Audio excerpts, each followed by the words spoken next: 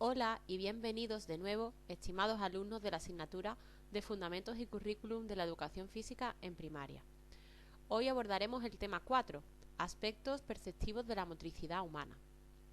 En este tema, en primer lugar, abordaremos como siempre una pequeña introducción, ubicando el contenido dentro del bloque 1 del currículum, el cuerpo y sus habilidades perceptivo-motrices, y relacionándolo con otros contenidos que veremos también en el tema siguiente de este mismo bloque de contenidos. Después abordaremos una pequeña definición de lo que son las capacidades perceptivo-motrices e iremos analizando estas capacidades en base a dos elementos. En primer lugar, la somatognosia o el conocimiento del propio cuerpo, abordando en sí elementos como el conocimiento y el control corporal, la actividad tónico-postural equilibradora, la respiración, la relajación y la lateralidad. Y en relación a la exterognosia o el conocimiento de los elementos externos al cuerpo, el mundo que nos rodea, serían el espacio, la percepción espacial, el tiempo y la percepción sensorial en sí misma.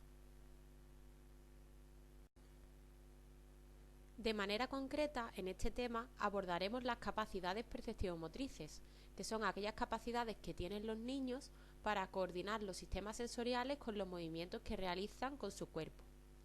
Estas capacidades perceptivo-motrices son las más básicas y se refieren a tres aspectos claves: a la percepción del propio cuerpo, a la percepción espacial y a la percepción temporal. Y aparecen definidas y detalladas en el currículum de educación física de primaria dentro del primer bloque de contenidos. Dentro del bloque de contenidos, el cuerpo y sus habilidades perceptivo-motrices. Junto a estas capacidades, en el currículum se habla y se desarrollan otros contenidos referentes a las capacidades coordinativas. Estas capacidades coordinativas son capacidades complementarias, que son concretamente el equilibrio y la coordinación, que se refieren a los aspectos cualitativos del movimiento. No obstante, tanto el equilibrio como la coordinación, por ser complementarias y por tratarlos con mayor especificidad, se analizarán de manera más pormenorizada en el tema siguiente.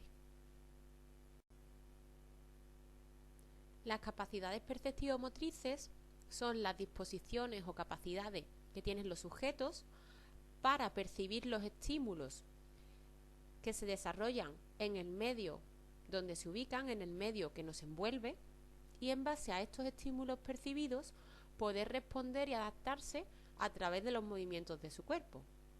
Por tanto, estas capacidades requieren de un proceso de percepción y de elaboración sensorial que nos permita ajustar nuestro movimiento a las circunstancias específicas de nuestro cuerpo y de nuestro entorno, y están determinadas de forma concreta por el sistema nervioso.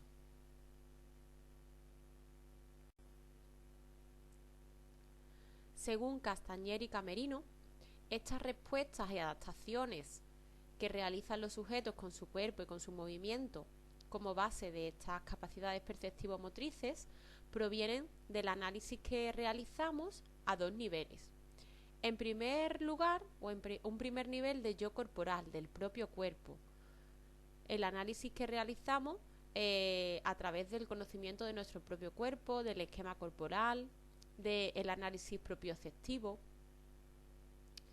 Ahí intervienen elementos como por ejemplo el conocimiento y el control corporal, la actividad tónico-postural equilibradora, la respiración, la relajación o la lateralidad.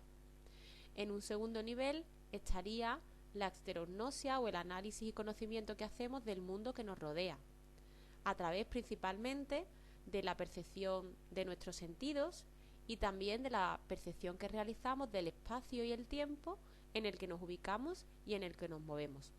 Todos estos elementos son los que vamos a ir viendo a continuación, uno por uno, y clasificados de esta forma: somatognosia, yo corporal, y exterognosia, el mundo externo o mundo que nos rodea.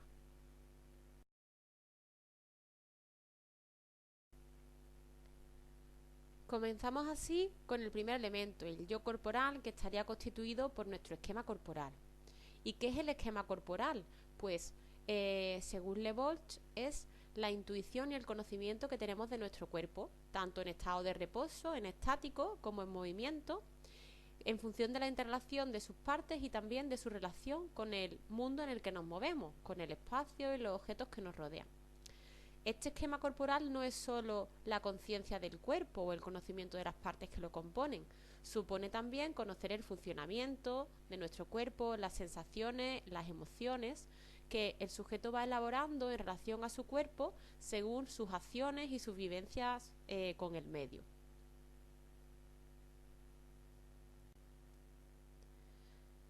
De hecho, si no existe un buen desarrollo del esquema corporal, pueden surgir una serie de déficits y problemas en relación con el niño. Pueden surgir, por ejemplo, déficits a nivel motórico, como torpeza, falta de coordinación, problemas en el desarrollo de la lateralidad, lentitud en los movimientos, inestabilidad. También algunos déficits o problemas a nivel perceptivo, por ejemplo, a la hora de percibir el espacio, el tiempo o la relación entre ellos, e incluso problemas de coordinación a nivel visual y de movimiento. También pueden surgir déficits a nivel afectivo, inseguridad, baja autoestima o problemas para socializarse.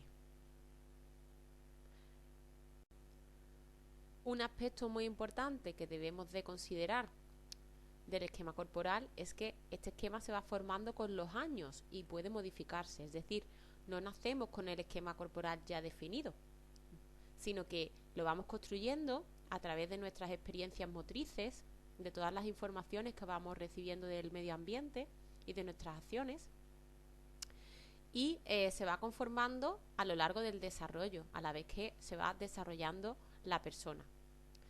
Su construcción se produce también gracias a la maduración neuronal y sensorial que se produce con el desarrollo del niño y suele finalizar, según autores, entre los 10 y los 12 años, aunque puede seguir modificándose con los cambios que se producen en el individuo a lo largo de la vida. Por ejemplo, existen determinados cambios en las personas, como por ejemplo una mujer en el embarazo, que pueden alterar su esquema corporal. También se producen alteraciones en el esquema corporal como consecuencia de la vejez. Es decir, que el esquema corporal no se mantiene estable a lo largo de toda la vida, sino que va evolucionando también, ya que van afectando aquellas experiencias vitales que vamos soportando. Existen diferentes modelos que explican el desarrollo del esquema corporal. No obstante, todos coinciden en que este esquema corporal se construye y se desarrolla siguiendo determinadas leyes. Por un lado, la ley cefalocaudal, que establece que la maduración neurológica se produce desde la cabeza hasta los pies, es decir, el niño desarrolla y maneja antes los elementos más cercanos a la cabeza y posteriormente a los pies, por eso mantiene un mejor control de las manos antes que de los pies. También la ley próximo-distal, que dice que esta maduración se produce desde el centro del cuerpo hacia la periferia, por lo que se manejan antes, se controlan los elementos más cercanos al centro del cuerpo y al tronco que los distales, como por ejemplo las manos o los pies. También la ley de flexo-extensores, que nos dice que la capacidad de flexionar se adquiere antes que la de extender, con lo cual el niño, por ejemplo, aprende antes a coger objetos que a soltarlos. Y también la ley de lo general a lo específico. Nos dice que el desarrollo deriva de patrones generales de respuesta y va evolucionando a patrones específicos. Esto afectará, por ejemplo, a las habilidades motrices, que las veremos en algún tema más adelante, y veremos que la evolución de estas habilidades va pasando desde unas habilidades motrices más básicas a otras genéricas y por último a algunas más específicas. Los elementos del esquema corporal que se refieren al yo corporal, a la somatognosia, que se pueden tratar de forma independiente según autores como Conde o Gil, son los que veis en pantalla y son los que vamos a ir viendo a continuación uno por uno desarrollados.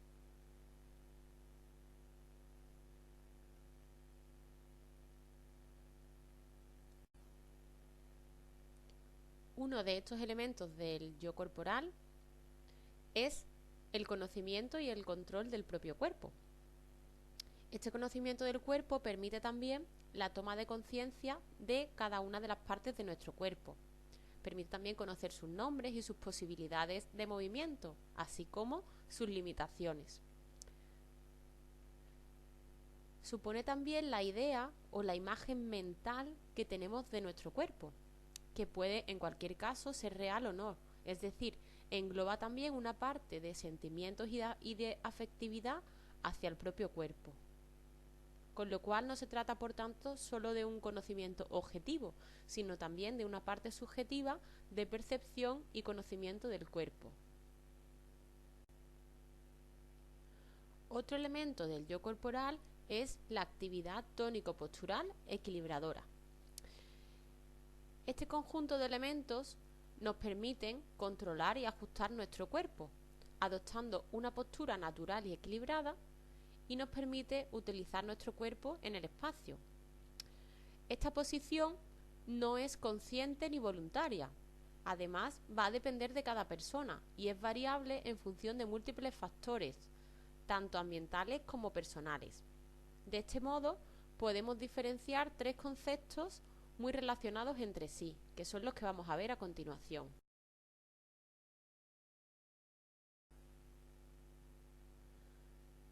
La actitud es una manera de estar del cuerpo. Evoca sobre todo componentes de tipo psicológico, por lo que refleja una manera de estar y de sentir. De esta forma, la actitud manifiesta un comportamiento mental o afectivo. Sería como la parte subjetiva de la posición que adopta un sujeto. Por ejemplo, en una misma postura o posición de sentado, en clase, cuando estamos atendiendo, podemos ver diferentes actitudes que nos demuestran, por ejemplo, cuando el alumnado está más atento o menos atento. Esa parte subjetiva sería la actitud. La postura, sin embargo, sería la parte más objetiva. Sería la posición de las diferentes partes del cuerpo. Por ejemplo, la postura de sentado, como estaríamos habitualmente en clase, sería la parte objetiva de esa disposición espacial de las partes de nuestro cuerpo. Por último, la actitud postural sería la conjunción de ambos factores y es una forma de equilibrio, ya sea fugaz o permanente, que podemos apreciar según las referencias espaciales y temporales y que son propias de cada individuo. Sería de algún modo esa postura que adoptamos en un momento concreto de manera individual y no solo en base a parámetros físicos, sino también a esa parte mental y emocional.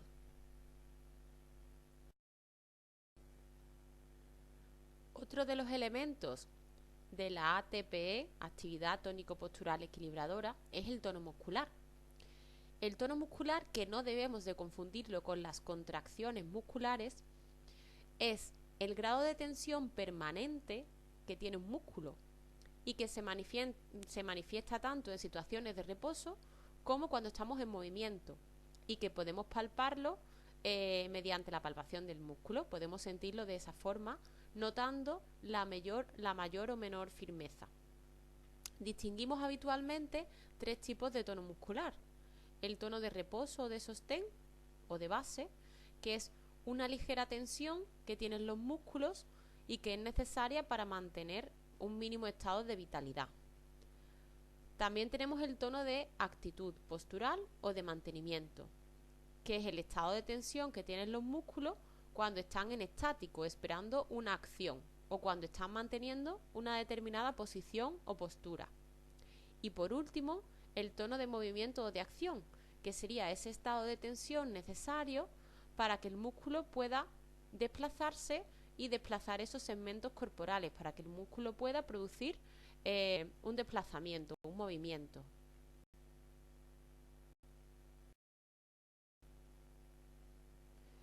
Relacionado con ese tono muscular tenemos el control tónico. El control tónico es imprescindible para adecuar ese tono muscular a los requerimientos de la situación que estamos viviendo, a los requerimientos de la actividad que tenemos. Eso va a facilitar, si hay un buen control tónico, va a facilitar la coordinación en el movimiento, la coordinación en las partes del cuerpo de manera global que van a participar en ese movimiento. ¿Cómo se puede trabajar este control tónico? Pues a través de dos vertientes principalmente: a través del juego libre, cuando los niños realizan actividades de movimiento libre, de desplazamiento, de salto, de giro, diferentes habilidades motrices básicas, están trabajando de alguna forma este control tónico. También con ejercicios que nos lleven a interiorizar o a percibir de manera más reflexiva y tomar conciencia de las acciones motrices que estamos realizando.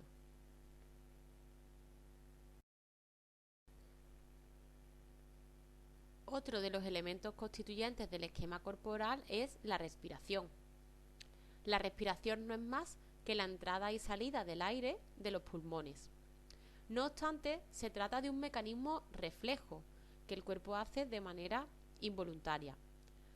A pesar de ello, trabajándolo podemos acceder a controlar la respiración. Y preguntaréis, ¿por qué debemos de trabajar la respiración dentro del ámbito educativo? Pues porque además de ayudarnos a controlar el movimiento de respiración en sí, la respiración está muy relacionada con la capacidad de atención y con la percepción del propio cuerpo, así como con la concienciación de los grupos musculares que intervienen en el proceso respiratorio. Algunos autores llegan también a resaltar una relación muy estrecha de la respiración y el comportamiento del niño, sobre todo en aspectos que pueden desarrollar más ansiedad en el sujeto. La relación entre los procesos atencionales y motivacionales del niño y la respiración hacen que sea necesario trabajar el aspecto de la respiración en todos los programas educativos y sobre todo en la parte educativa del esquema corporal. De este modo, Balin diferencia 4 tipos de respiración, según las partes del pulmón que estén implicadas en este proceso. En un primer momento, una respiración inferior o diafragmática, cuando se hincha la parte inferior de los pulmones. Una respiración intermedia o pectoral, cuando al inspirar se ensancha el tórax, bien hacia adelante o hacia los lados. Una respiración superior o clavicular, cuando llenamos de aire la parte alta de los pulmones, la más próxima a la clavícula. Y una respiración completa, que sería la combinación de todas las anteriores. La respiración va a ir muy unida a la relajación a la hora de hacer actividad física. Y Zagalaf, Cachón y Lara recomiendan trabajar el control de la respiración y la relajación desde los primeros años, desde el primer ciclo, y se pueden hacer con actividades tan atractivas como el yoga o incluso el mindfulness. ¿Y cómo podemos trabajar la respiración con los niños? Pues fijaros, debemos hacerla teniendo en cuenta 2 grandes fases. En un primer momento, el niño lo primero que tiene que hacer es percibir que existe una función que es la respiración. Percibir que puede respirar, que puede inspirar, tomar aire y soltar aire. Parece algo muy sencillo, pero como es un proceso que realizamos de manera automática, a menudo los niños no están familiarizados con él y tienen que percibirlo en un primer momento. ¿Cómo pueden percibir esta función respiratoria? Pues a través de actividades distintas, por ejemplo, emitiendo sonidos que estén ligados a esa respiración. Sonidos de diferente intensidad cuando echamos el aire o sonidos mantenidos cuando vamos soplando de manera constante. También actividades que nos permitan materializar, ver, percibir de alguna manera ese flujo respiratorio, ese aire que sale de nuestro cuerpo cuando soplamos, cuando expiramos. Por ejemplo, moviendo globos y desplazando globos con nuestra respiración, soplando, moviendo plumas, pelotas que no pesen mucho, como por ejemplo las pelotas de ping-pong, de tenis de mesa, soplando burbujas, creando burbujas y otro tipo de actividades que nos permitan ver, percibir de alguna forma esa respiración. En una segunda fase ya pasaremos a trabajar ese control de la respiración. practicando y combinando los diferentes tipos de respiración que hemos visto anteriormente e intentando tomar conciencia de cada uno de ellos.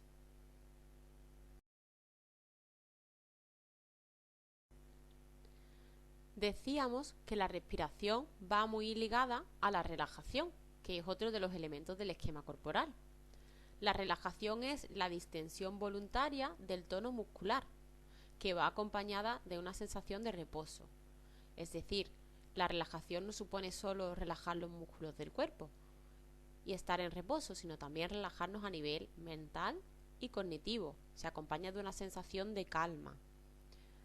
Es importante el trabajo de la relajación en primaria porque ayuda al alumnado también a tomar conciencia de su cuerpo, de sus músculos y de sus segmentos corporales. Además, el estilo de vida de hoy en día hace que a menudo los niños estén sometidos a un exceso esfuerzo físico y mental que puede originar fatiga, falta de concentración y otros problemas que puede la relajación ayudarnos a paliar o a normalizar. Hoy en día es importante trabajar la relajación debido a la multitud de estímulos y de actividades que soportan los niños en sus rutinas diarias.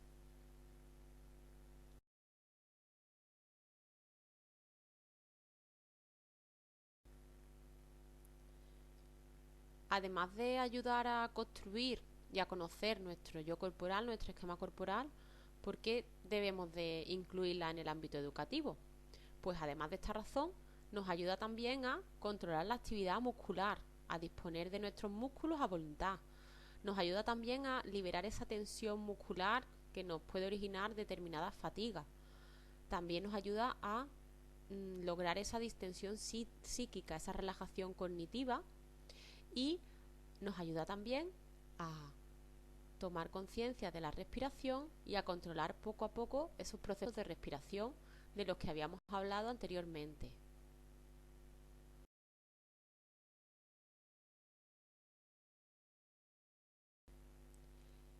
¿Y cómo podemos trabajar la relajación con los niños en primaria? Pues Cañizares y Carbonero diferencian diferentes tipos de ejercicios y métodos que podemos utilizar en primaria. Algunos de ellos ya lo hemos utilizado en las sesiones prácticas. Hablan de ejercicios asistidos, donde colocamos a los niños en parejas y uno se relaja y el otro compañero le produce algunas vibraciones musculares mediante manipulaciones, por ejemplo, en los gemelos, en los cuádriceps y otros grupos musculares. También habla de ejercicios de percusiones, en los que también estarían en parejas y uno de los compañeros, ayudándose de las palmas de las manos, haría pequeñas percusiones, pequeños golpeos sobre diferentes zonas musculares del compañero que estaría tumbado. Ejercicios de presión digital, donde las yemas de los dedos y los dedos de las manos van presionando sobre distintas zonas musculares. Este ejercicio lo hicimos en la práctica con el juego de la lluvia, la actividad de la lluvia. Y también con métodos auditivos, donde podemos utilizar locuciones del profesorado, como por ejemplo cuentos o práctica imaginada, y también grabaciones de audio, como las que hicimos en la práctica cuando escuchamos el ejercicio de la rana y del espagueti.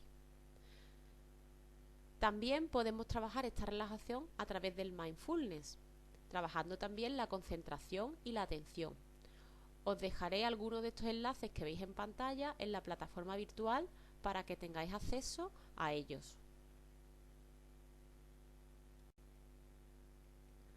No obstante, para que las prácticas y las actividades de relajación se realicen con unas mínimas condiciones de idoneidad, necesitamos tener en cuenta una serie de consideraciones, que son las que veis en pantalla. Por ejemplo, que la sala sea amplia y cómoda, que la temperatura sea adecuada, que no haga ni mucho frío ni calor, y que haya una luminosidad adecuada. Si puede ser un poquito más tenue, mejor. Que los alumnos estén cómodos, que la ropa sea cómoda, que estén en una posición cómoda, pues ya puede ser tumbado o sentado, pero una posición cómoda. Que haya silencio para que puedan encontrar la calma, y cuando el profesor hable o se mueva, esa actividad debe ser discreta, realizando por ejemplo indicaciones breves con una voz lenta y pausada.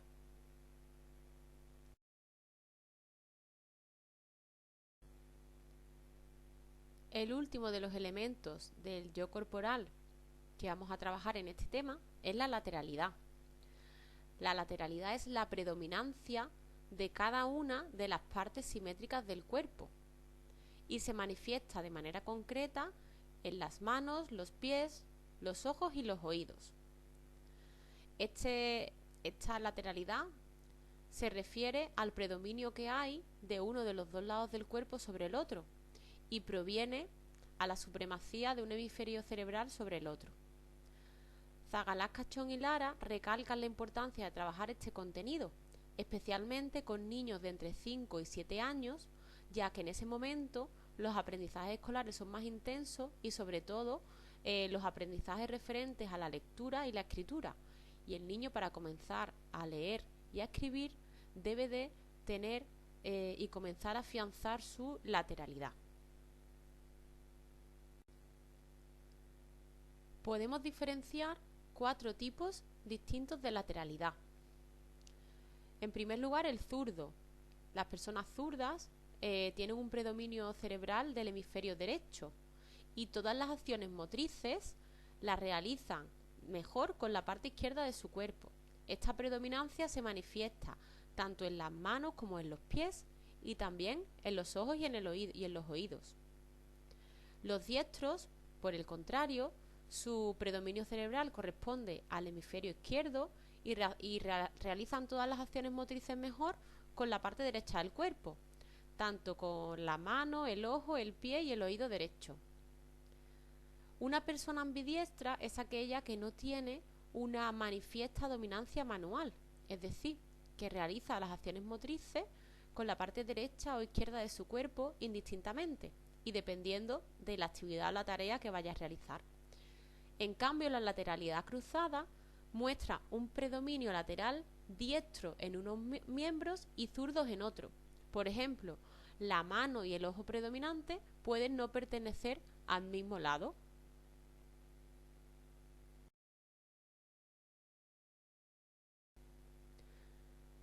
No debemos de confundir lateralidad y lateralización. La lateralidad habíamos dicho que es la predominancia hacia uno de los lados simétricos del cuerpo y la lateralización es el proceso de maduración a través del cual las personas vamos desarrollando esa preferencia lateral, es decir, vamos desarrollando esa lateralidad.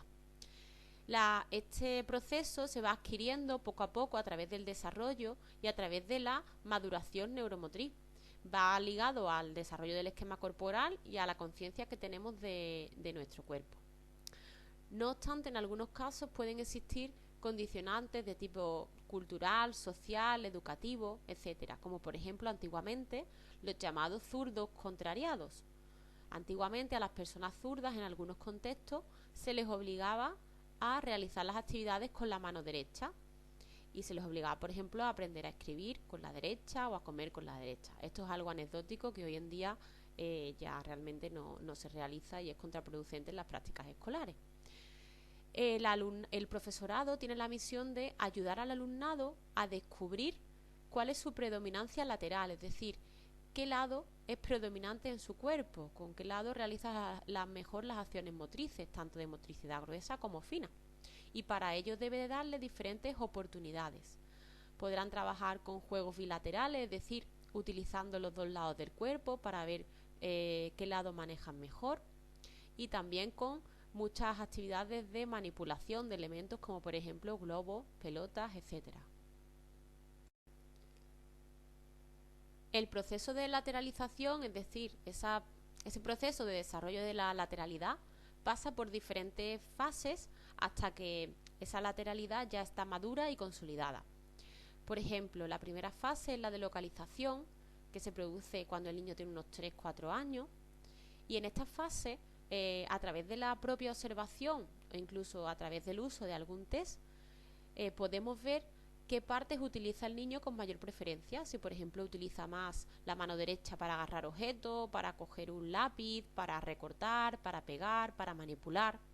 De esta manera tenemos que intentar ir observando cuáles son los elementos dominantes de los alumnos, tanto a nivel de manos como de pies, y que además el alumno vaya conociendo y pueda diferenciar la eficacia de un lado respecto a otro.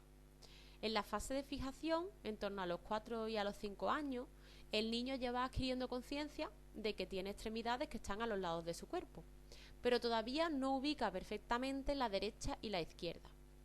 Lo que tenemos que hacer en esta fase es que una vez que lo localicemos y veamos cuál es el lado dominante del niño, tenemos que hacer tareas potenciando la actividad con él, utilizando todo tipo de materiales para buscar una mayor coordinación de este segmento dominante con respecto al resto del cuerpo. Es decir, debemos potenciar la actividad del niño con su parte dominante en esta fase. Por ejemplo, si es un niño diestro que utiliza principalmente la derecha, vamos a hacer actividades que pueda manipular y utilizar principalmente la parte derecha del cuerpo en relación a su movimiento general. En la fase de orientación espacial, que se da entre los 5 y los 7 años, los niños ya van a saber que tienen ojos y miembros, tanto izquierdo como derecho, y que están en lados opuestos del cuerpo. Ahora lo que tienen que hacer es orientarse en el espacio a través de los conceptos de derecha a izquierda y de otros conceptos de ubicación espacial, tomando como referencia su propio cuerpo. Ya aquí los niños deben de saber diferenciar perfectamente pues cuál es la derecha, cuál es la izquierda y ubicarse en relación a sí mismos.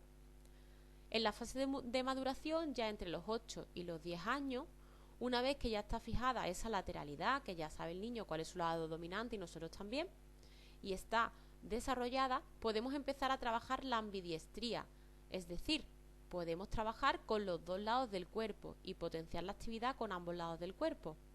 No obstante, primero practicaremos con el segmento dominante y después con el otro, para que al final de este tiempo de práctica de cada segmento pues pueda ir igualándose la actividad. También podrán hacerse ejercicios de práctica simultánea.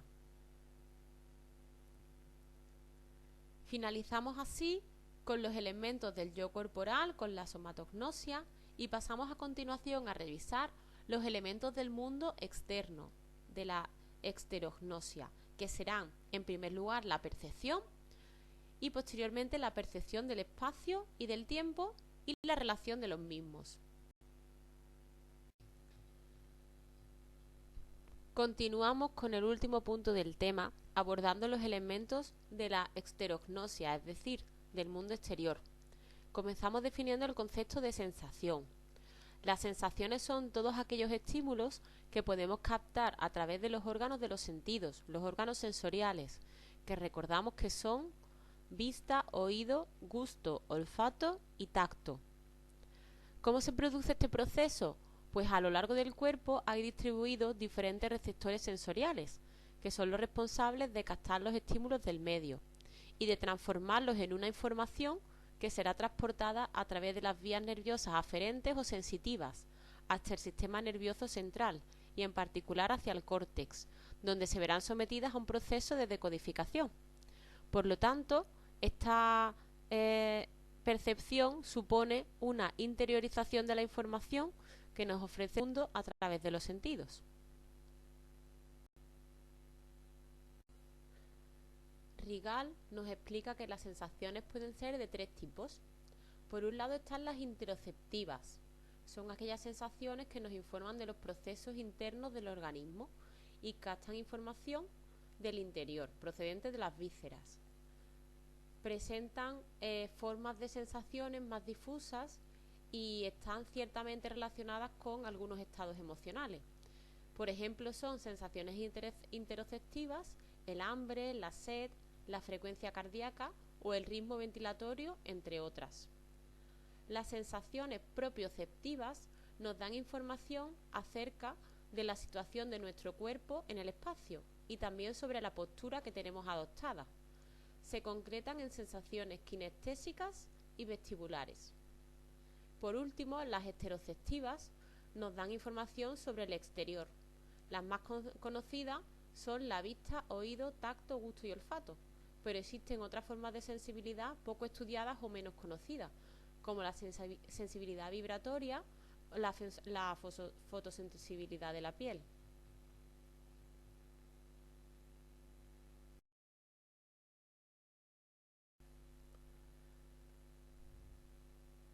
Otro de los elementos del mundo externo es la percepción espacial. El espacio es una coordinación de posiciones, es el contexto donde nos movemos y nos desenvolvemos, los lugares donde se sitúan pues nosotros mismos, otras personas, animales y cosas. La percepción espacial no es más que el conocimiento o la toma de conciencia del medio y de sus alrededores, es decir, tomar conciencia de dónde estoy, de mi situación y de otras posibles situaciones el espacio que nos rodea. Todo el mundo tomamos como medida del espacio en un inicio el cuerpo. La percepción espacial complementa a la percepción corporal y a la percepción temporal. La percepción espacial se va desarrollando de manera progresiva y pretende potenciar la capacidad de reconocimiento del espacio que ocupa un cuerpo y del espacio dentro del cual somos capaces de orientarnos. Así se va evolucionando de un espacio propio, que es un espacio más pequeño, cuando el niño es capaz de localizarse a sí mismo y en sí mismo, a un espacio próximo. El espacio próximo sería la capacidad del niño de localizarse a sí mismo dentro de un espacio cercano. Por último, se pasaría a la evolución hacia un espacio lejano, que consiste en no solo localizarse a sí mismo, sino localizar objetos en un espacio, sin necesidad de referirse a uno mismo.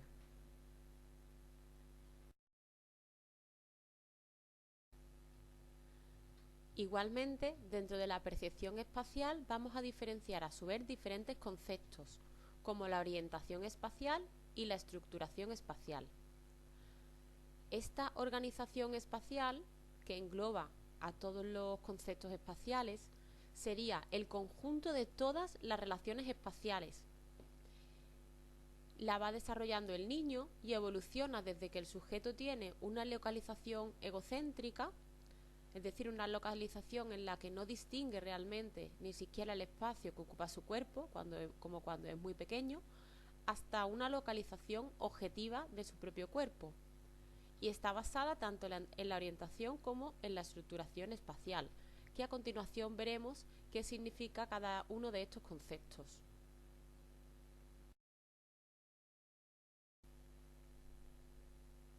La orientación espacial es la manera que tenemos de ubicarnos en el espacio en relación con los objetos y con otros seres vivos. Sería la capacidad para mantener constante la localización de nuestro cuerpo, tanto en función de los objetos que existen en el espacio, como la capacidad para posicionar los objetos del espacio según nuestra posición. En estas relaciones espaciales juega un papel fundamental la lateralidad del niño. En este nivel se desarrollan lo que llamaba Piaget como relaciones topológicas. Son las relaciones espaciales más fundamentales y las primeras que desarrolla el niño y se establecen en dos dimensiones, es decir, en un mismo plano. Son relaciones entre un sujeto y los objetos. Entre estas relaciones podemos destacar las relaciones de orientación, como los conceptos de izquierda-derecha, delante-detrás o arriba-abajo. Las relaciones de situación, como por ejemplo dentro-fuera, encima-debajo, interior-exterior. Y las relaciones de distancia, cerca-lejos, agrupación o dispersión. Estos serán los primeros conceptos espaciales que iremos trabajando con los niños en las primeras etapas.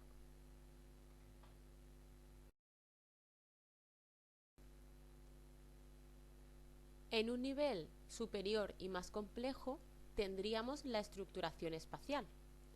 La estructuración espacial es la capacidad de distinguir y situar objetos y personas en un espacio ya de 3 dimensiones.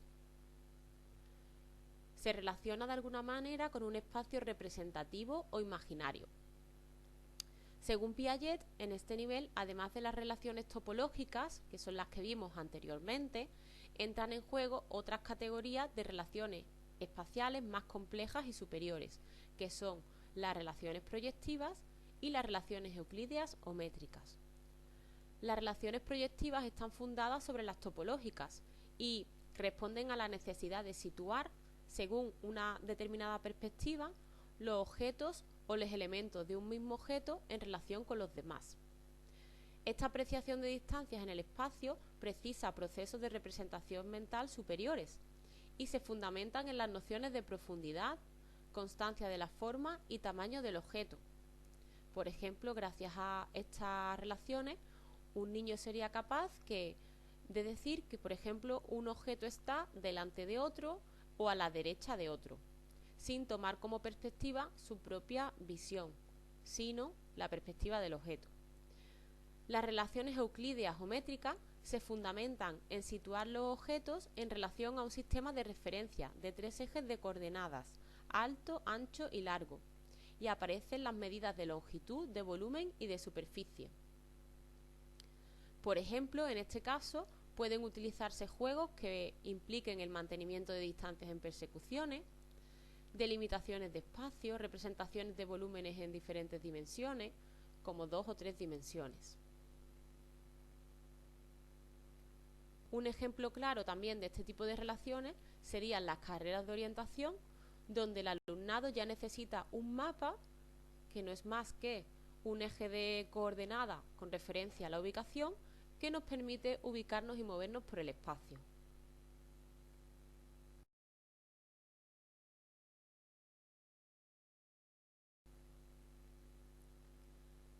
¿Y cómo evoluciona esa percepción espacial según el desarrollo del niño? Pues lo vemos en esos 4 grandes ítems que podéis observar en la pantalla. En el primer año de vida, el espacio del niño se reduce a su espacio más próximo, donde puede moverse y donde desarrolla sus movimientos. Sería un espacio muy cercano. Entre los 2 y los 6 años se avanza desde las percepciones más primarias en 2 dimensiones, donde domina las relaciones topológicas, y empieza poco a poco a apreciar distancias y a seguir acciones sencillas, como por ejemplo los conceptos de dentro-fuera, encima y abajo, de orden, de continuidad, es decir, abarca lo que serían las relaciones topológicas. Como estándar en esta etapa podemos constituir el que el niño reconoce la derecha y la izquierda sobre sí mismo, sería capaz de ubicarlas. Entre los 7 y los 9 años aparece el espacio proyectivo, que incorpora las nociones de perspectiva y de proyección de objetos entre sí. Existe, por tanto, conciencia de las formas geométricas, de las agrupaciones y de las dispersiones, y ya es capaz de calcular distancias y de simbolizarlas. El estándar que podemos utilizar es que en torno a los 8 años debería de ser capaz de reconocer la derecha y la izquierda sobre el compañero.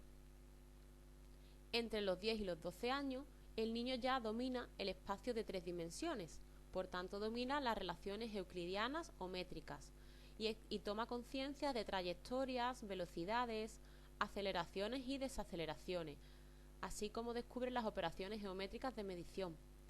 Como estándares podemos establecer que en torno a los 10 años puede representar movimientos con figuras esquemáticas y en torno a los 11 años reconocer la posición relativa de 3 objetos en el espacio.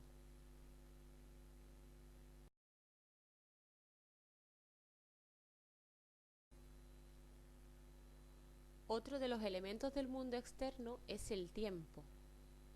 El tiempo es una magnitud física que nos permite ordenar una secuencia de sucesos, estableciendo un pasado, un presente y un futuro. La percepción temporal, por otra parte, supone tomar conciencia de ese paso del tiempo a partir de una serie de hechos o de cambios que se van produciendo, que se van sucediendo. En cualquier caso, la noción temporal es un concepto muy difícil de comprender y también de asimilar, ya que no es fácilmente perceptible por los sentidos y requiere una capacidad de concentración propia del pensamiento lógico abstracto. Al contrario de lo que sucede con otras percepciones, el organismo no tiene receptores específicos del tiempo y conforme va madurando a través de los sentidos del oído, de la vista y del tacto, el niño va poco a poco tomando conciencia del tiempo.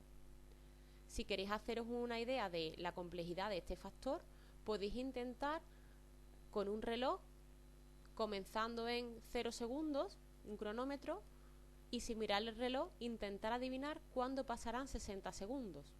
Podéis ver que es muy difícil intentar tomar conciencia del tiempo y medir el tiempo. No tenemos un elemento externo que nos lo muestre de manera factible. El espacio y el tiempo son dos factores indisociables, sobre todo en el marco escolar.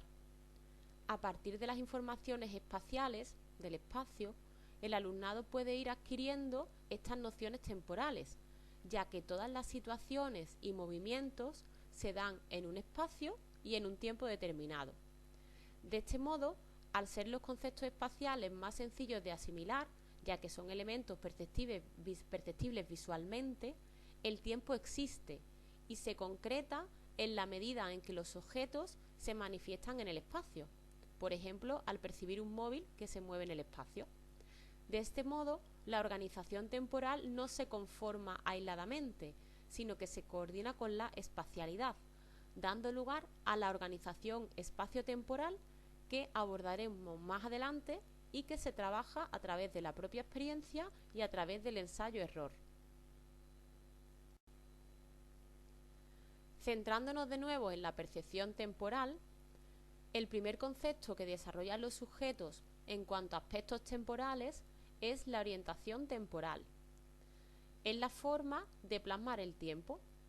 La orientación temporal no se puede obviamente visualizar, por lo que tenemos que recurrir a nociones conceptuales, como por ejemplo la noche y el día, los días de la semana, las estaciones. El sujeto aprende en un principio por sus necesidades vitales, sobre todo cuando es un bebé, las necesidades de hambre, de sueño, y también por la propia experiencia de las vivencias va siendo capaz de orientarse en el tiempo y de ubicarse según estos aspectos conceptuales. La estructuración temporal es otro factor de la percepción temporal que supone mayor nivel de complejidad. Esta estructuración temporal permite situar los hechos, objetos o pensamientos dentro de una serie sucesiva e incluye dos conceptos, el orden y la duración. El orden es la parte cualitativa, es la distribución sucesiva de una serie de hechos. Por ejemplo, primero boto la pelota, después cojo el balón y por último lo lanzo. La duración sería el aspecto cuantitativo, que separa dos referencias temporales. Por ejemplo, correr 1, 2, 3 o 5 minutos. La organización temporal está conformada por la conjunción de los factores anteriores, de orden y de duración, que van a dar lugar al ritmo. El ritmo es la organización temporal del movimiento humano y se basa en la sucesión de estímulos regulares que se van repitiendo de manera constante, así como en la alternancia entre dos o más estímulos de la misma duración, cualidad e intensidad.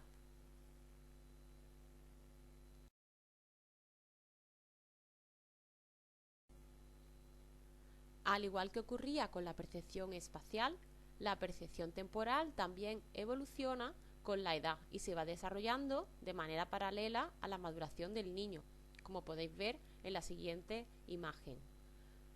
La correcta maduración y comprensión del tiempo, según Piaget, se da entre los 8 y los 12 años. Hasta entonces se distinguen tres periodos diferentes. Los dos primeros años abarcaría el periodo sensoriomotor. En estas edades el tiempo se asocia a las necesidades biológicas y más básicas del niño, como el sueño y el hambre. Así se diferencian conceptos como mañana, tarde o noche, que están en función de estos parámetros, y aparece una noción muy básica, que es la de sucesión, relativo a diferentes ritmos naturales que el niño va conociendo, como por ejemplo el ritmo del corazón y de la respiración. Entre los 2 y los 8 años se desarrolla el periodo preoperatorio. En este periodo, en torno a los 3 y 4 años, el niño es capaz de producir un orden sencillo de los sucesos y ordenar los sucesos de manera muy básica. A los 5 años el niño es capaz de adaptarse a un ritmo externo, a un ritmo dado, y percibe los conceptos de orden y de duración. Así también distingue entre situaciones simultáneas y alternativas y empieza a comprender la noción de velocidad. Entre los 8 y los 12 años se da el periodo de operaciones concretas. En esta etapa entiende las relaciones temporoespaciales y las va dominando progresivamente. También efectúa seriaciones y desarrolla, junto al orden y la duración, otros conceptos temporales, como la sucesión, la simultaneidad, la velocidad, la aceleración, etc.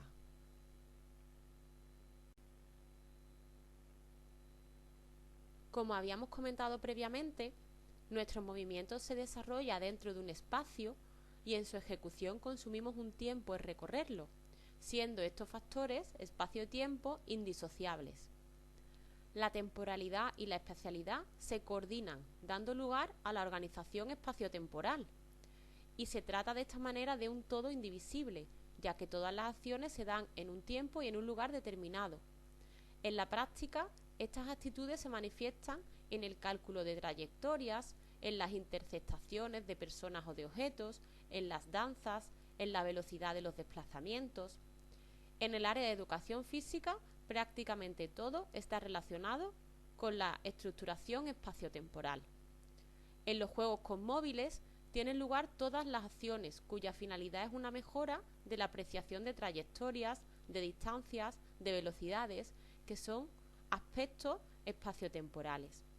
Podemos poner un ejemplo. Así, un jugador de baloncesto que inicia un contraataque no lanza el balón al compañero donde se halla en ese momento, sino que lo lanza, se lo pasa más adelante, donde se encontrará después de avanzar en carrera segundos o décimas después, para que ese pase sea correcto y llegue al compañero en buenas manos. Esto es lo que hablamos de organización espaciotemporal y que supone el cálculo de una trayectoria y el punto donde el compañero interceptará el balón moviéndose a una velocidad determinada. Finalmente, aquí tenéis las referencias bibliográficas del tema por si queréis hacer alguna otra consulta o profundizar en la información aportada.